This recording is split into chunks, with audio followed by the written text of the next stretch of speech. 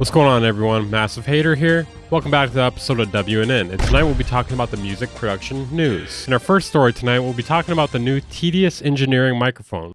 Teenage Engineering microphone. You know, I'm absolutely a big fan of their stuff. Some might say the biggest fan. I was a big fan of their desk, great fan of OP1 Field, you name it, I was a fan. So let's take a look at the CM15. If you thought they weren't going to name it a 2-letter and 2-number combination, think again. Now everybody take a wager at how much this costs in the comments. Price me up, $11.99. Yeah, kind of expensive. So it's a tiny studio microphone with a large diaphragm capsule and groundbreaking features. Getting my hopes really high here. Ultra portable microphone. You know, I always thought microphones were already kind of portable to begin with. Comes with a built-in professional USB-C audio interface. Okay, well at least that's something. So it uses mini XLR 3.5mm jack and USB-C. It can be powered through phantom power, battery, or USB-C. I like how they have this giant map of all the different ways you could use it. Like basically just plug it in. Inside we can find the microphone, the accessory kit, and the user guide. The accessory kit includes a protective pouch. I'm pretty sure this video is recorded with their microphone, and I will say it doesn't sound bad at all, but I still don't think it's worth the price. And a built-in stand.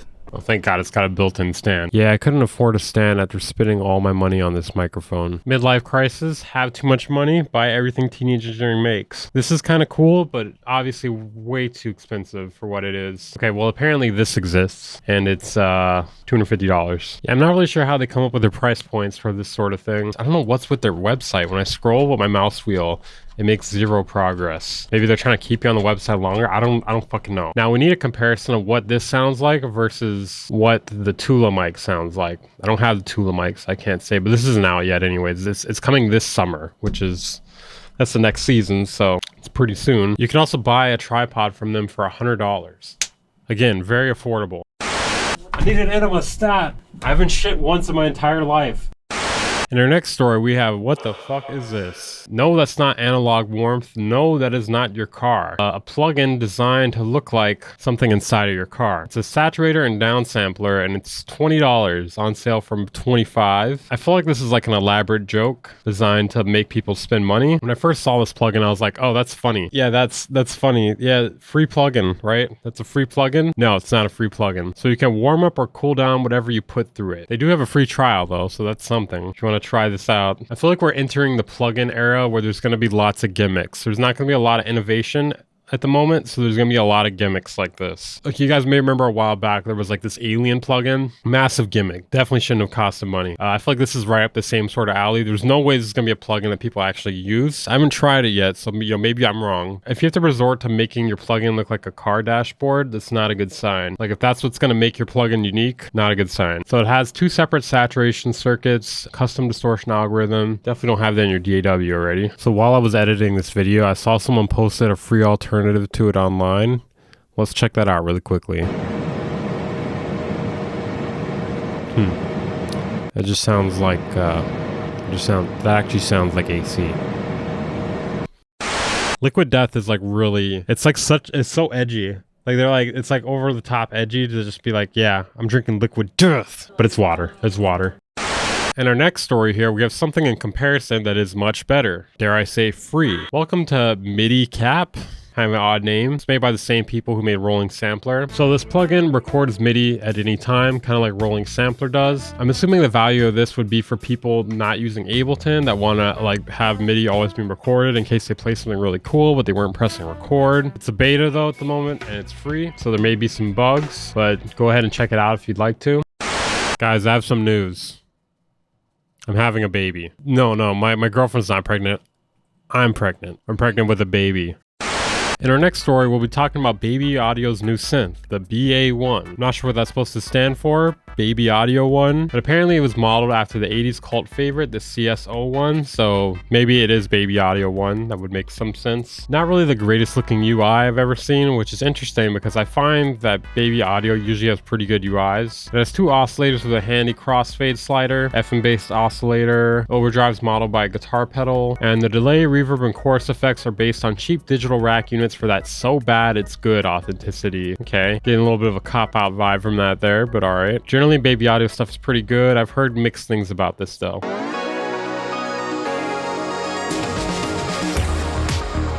This is definitely one of those demos where it's just like, oh yeah, I want that. But yeah, a lot of demos are like totally uninspired. Like this one's definitely pretty inspired. It makes you want to buy it. I'm still not a big fan of this UI, but I'm getting a little more on board here. Whoever made this trailer video, they need a raise. Okay, so it has sidechain, has a regen button for hitting random patches on the fly, resizable, launch price of $49, normal price $99, and there's a free trial as well too. In our next story, Grimes does something interesting. Let's look at it. I'll split 50% royalties on any successful AI-generated song that uses my voice. Same deal as I would with any artist I collab with. Feel free to use my voice without penalty. I have no label and no legal bindings. This is a good idea, but at the same time, I do think this may end up being overwhelming for her. First off, the word successful here is, that's a perception-based thing. Like, what is a successful AI-generated song? That could, successfully made? Does it have to reach a certain amount of views?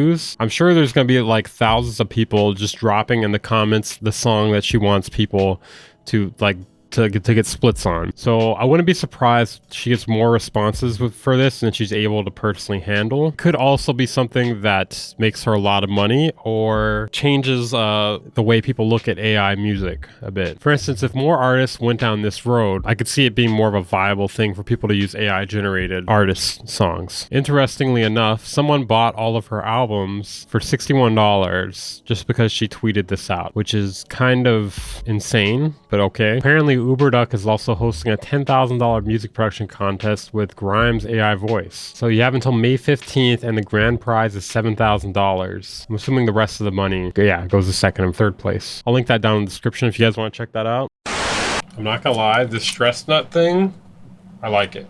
I'm stimming so hard right now. In our next story, Arteria has released their new plugin called Augmented Augmented Brass. It's just like their other augmented plugins. I'm just kidding. Their augmented plugins are fine. It's just like their other augmented plugins. It's kind of like the instrument that it's based off of, but it may incorporate some synth into it as well too. Basically, just like the title suggests, it's augmented. It's like brass but beyond. But beyond. It's $69 on sale right now, $99 full price. You can get a free demo. According to them, Augmented Brass delivers a rich variety of expressive, unique, and powerful brass sounds for modern production and composition, uniting beautifully recorded samples, bold synth engines, and seamless morphing between them.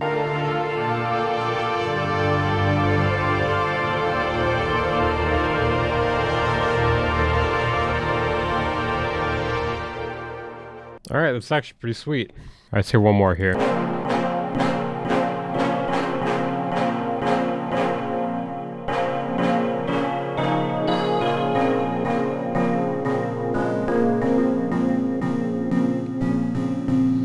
That's actually really interesting. The ability to morph between sounds like that. Definitely a little bit different.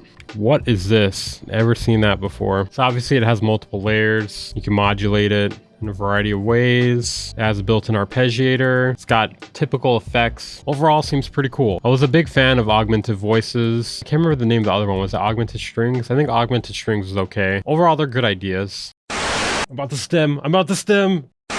In our next story, Daniel Ek of Spotify says that AI could be huge for creativity. On the positive side, this could be potentially huge for creativity, said Ek on a call to discuss Spotify's first quarter earnings. That should lead to more music, which we think is great culturally, but also benefits Spotify. I feel like it's just a way for him to slide that in there. Because the more creators we have on our service, the better it is, the more opportunity we have to grow engagement and revenue. I'm not gonna lie, I feel like when they talk about this, they're talking about ways for them to make music, to not pay other real artists. That's probably what they're looking forward to, if I had to guess. I feel like Spotify doesn't make very much money, so they're trying to figure out ways they can make more money. That's just what I think though, but it's also probably true. Apparently on Spotify's For the Record podcast, he said, I'm very familiar with the scary parts, the completely generative stuff, or even the so-called deep fakes that pretend to be someone they're not. I choose to look at the glass as more half full than half empty. Yeah, I do think there are some ways that AI will be very creative, and I do think there are other ways that it'll be very uncreative. Being able to change out the timbre of a sound is really powerful, and I'm pretty sure that plugin is AI based, I should say, because I would say almost none of this stuff is actual AI. It doesn't learn as it goes. It just you teach it. It's like machine learning. It's not like automated machine learning. I feel like in order for something to be actual AI, it has to be something that constantly learns on its own. Like I feel like actual AI would be automated machine learning. It wouldn't just be machine learning. That's the difference. At least that's my opinion on AI. Why do they always use this picture of Daniel Ek, by the way? Why is this the only picture they have of him? My neighbors probably think I'm a fucking psychopath. Just in the middle of the night, I'm like, oh, liquid death enema, stemming. In our next story, have you thought about getting a liquid death enema? No? Well, Travis Barker thinks that's a good idea. And he launched his very own liquid death enema kit. I don't know about you guys, I'm not putting anything that has the word death in it up my ass. Side note here, I know it's just water, okay? I'm making a fucking joke. Travis Barker says, how have I had such a successful career in music? I use liquid death mountain water in my asshole. I think what he's saying here is liquid death has been around for a very long time, since Blink-182 first popped off, because apparently he's been using it this whole time. Guys, I'm making a really deep connection here. Their album was called Enema of the State. He said he's had a really long career in music thanks to liquid death enemas. Are you seeing it? Are you seeing the connection here? Let me know if you're seeing the connection here. I just want to clarify, this isn't a joke. This is real. You can buy this. Okay, it is called the Enema of the State. Okay, the Enema of the State Enema Kit is a limited edition. I'm getting all confused here. I'm getting enemaed out. The Enema of the State Enema Kit is a limited edition collaboration with bottled water company Liquid Death, priced at, you guessed it, $182. Are you fucking serious? Comes complete with an enema bulb plus a can of Liquid Death mountain water. Oh, and I guess it's signed by Travis Barker too, but it's a can that you would normally throw away after using it. Like they just picked the price based off of the number and their band. That might be the most expensive enema you could ever get. Apparently you can't get it because it's sold out immediately. So if you were hoping to get one, it's too late.